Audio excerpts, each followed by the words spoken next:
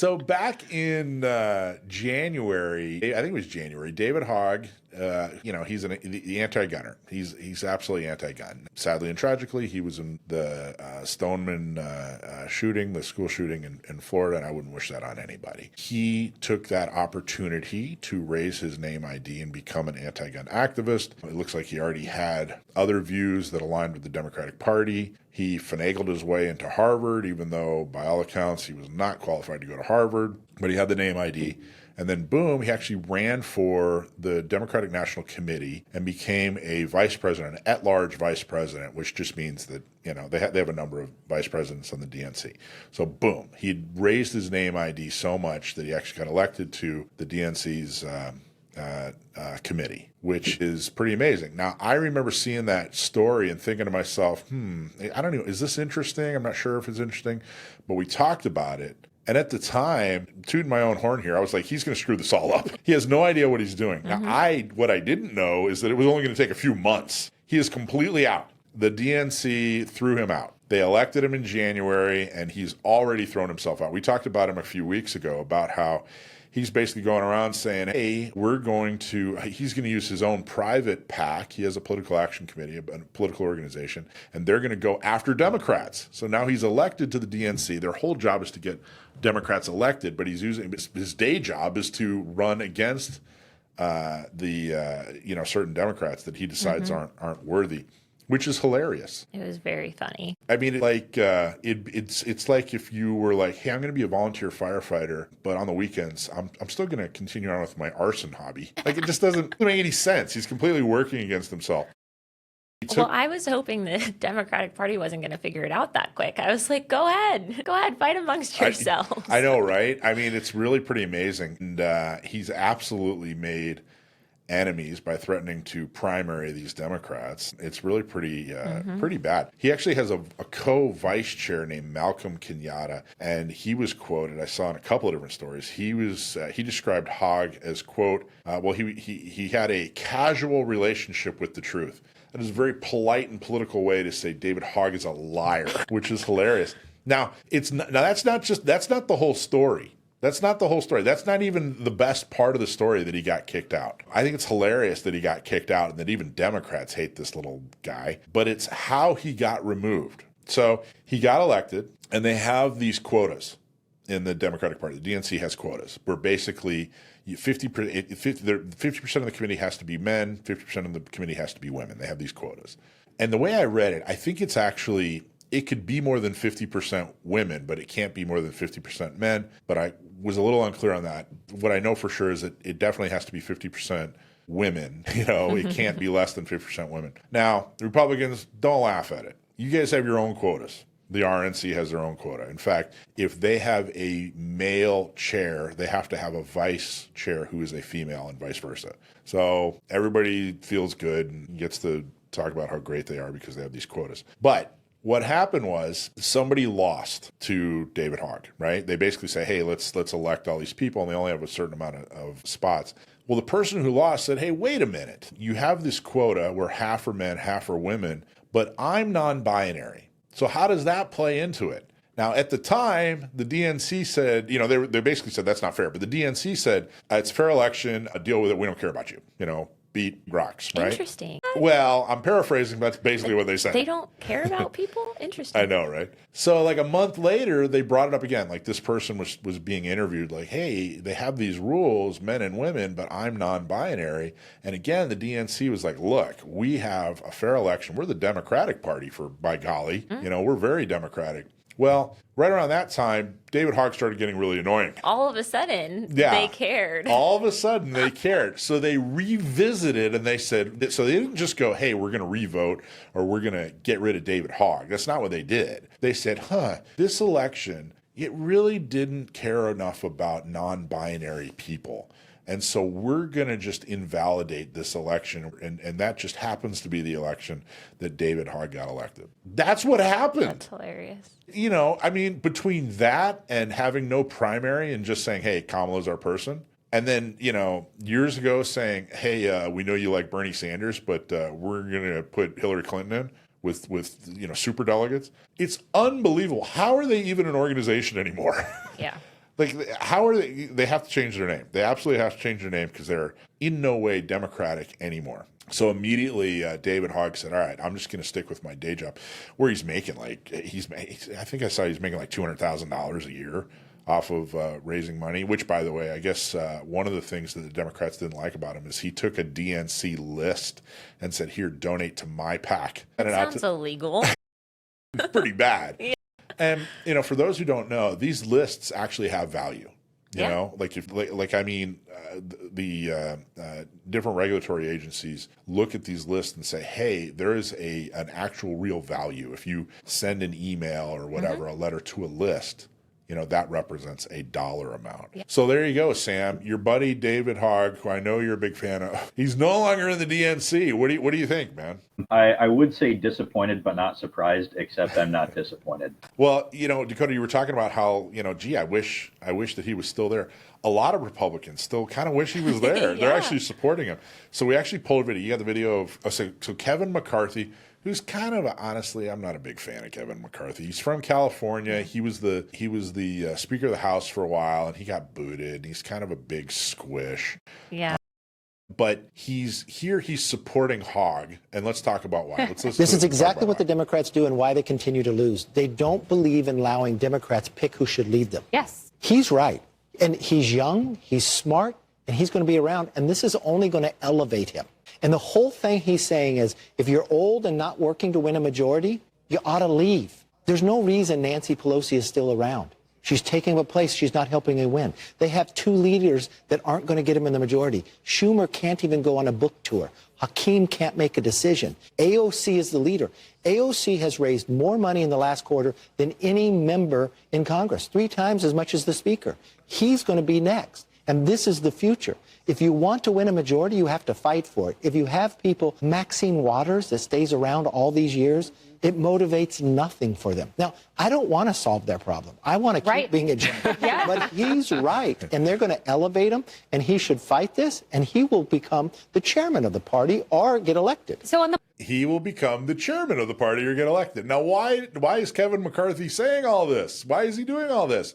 Because it is an excellent opportunity to criticize the other side. It's an excellent opportunity for you to go in and mess everything up, and say, hey, look at how bad they are. And, oh, by the way, this guy's a future leader. And even plant that seed like, yeah, he is a future leader. We should elect him to something, which I think is hilarious. The whole thing is so funny. I swear you couldn't have written a script better. So he's out of the DNC, and MSN says David Hogg, a Democratic National Committee vice chair and activist who has angered some in his party for involving himself in primaries, is making his first endorsement of the midterms. So that was his reaction. You're throwing me out of the DNC? I'm making my first endorsement. Which he's got like 7 figures. He's raised millions, over $1 million. Okay, so using his political organization to support, Senator Robert Peters in the open race for Illinois' 2nd congressional district. So he's already making endorsements. He's basically saying, screw you guys, I'm doing my thing. So funny. God, it just couldn't be better. Go ahead. Please keep fighting with each other. Please keep, donating money so that anti-gunners are running anti-gunners. It's Perfect. Absolutely the way. It's exactly what we want. But I will say this. What he's right about is that this is the way to change public policy. David Hogg didn't open up an organization and start filing lawsuits. He didn't open up an organization and start educating people on how to be anti-gun. He opened up an organization and said, we're going to get people elected who can influence public policy. And that's what we have to do. If you wonder, gosh, why are we losing? It's because the other side is figured this out and are more effective at it. They figured it out before we have, and they're more effective at it. And that's what we have to do. That's what we have to counter. We have to get the right people elected. We have to get the right people elected on school boards, on city councils, as mayor, as county board. And I'm going to sound like a broken record, but man, this is the whole point. You have to get the right people elected. Maybe he will be the chair one day. And I got to tell you, David Hogg is the chair. I would be giddy. It would tickle my what's that phrase? I forget. You'd be tickle tickled my by feathers it? or whatever. It would. He has such extreme views on everything. Number one. Yeah. And number two, I just, district by district, things are different. But overall, the idea that somebody who is so extreme on gun issues running a national party, it's just not going to fly. So I have a very serious recommendation on who I think, if the Democratic Party really and truly wanted to be effective, they're in a free fall. There's just no question. They are hurting. They're they've won some elections here and there, but overall, like, their numbers are in the toilet. They're doing horribly. And honestly, if they really truly wanted to make a difference, if they really truly wanted to move forward and be competitive again, which, by the way, could change in an instant. Yeah. In an instant, it could change. Yeah. This next election, this whole anti-woke thing where Republicans are the cool kids, that could change the drop of a hat. You have to continue to fight for it. But if Democrats wanted to change that, if they wanted to turn things around, this is my suggestion for chair. You get the video? There you go. Don't get what? Abolish the police? Tear down statues of Lincoln? Maybe give communism another shot? Get rid of the border patrol? Get rid of capitalism? White supremacy has never been worse? Gender is always just a social construct? It's okay to have penises in the women's swimming pool in women's prisons? No, it's not that I'm old. It's that your ideas are stupid. I got to tell you, and I'm being totally serious, if they wanted to change things, they would make Bill Maher the DNC chair right now, today. That's what they would do. And he'd continue to be on the left and embrace their policies in general, but everything that he just mentioned are all the reasons that they lost a lot of the last election, why they no longer have the White House, why the House got even stronger for Republicans. And that's my view. I know. What do you think? Sam, what do you think? Bill Maher is DNC chair? My way off? My high? Or my... I don't know if I'm prepared to comment on that. But what I will say about David Hogg and what potential he may or may not have to regain a position of leadership within the DNC is that the issues people care about, particularly young people care about right now, are whether they have access to food, housing, and healthcare. That's what's important right now. And in a post-2020, the right to self-defense is now very much a cross-cutting issue, demographically and politically. Being so passionately anti-gun, and that being your single issue especially, is a very, I'm going to say it, it's a very old-fashioned political position that David Hogg has and has anchored himself to. So I think that if he and others like him want to be successful, I'm not saying this because I'm scheming to make Republicans win or whatever, because I can't stand both parties, especially right now. But for anyone who wants to become influential in the Democratic Party, anchoring yourself to the gun control issue is not tenable in the long term. You will put people off. Yeah.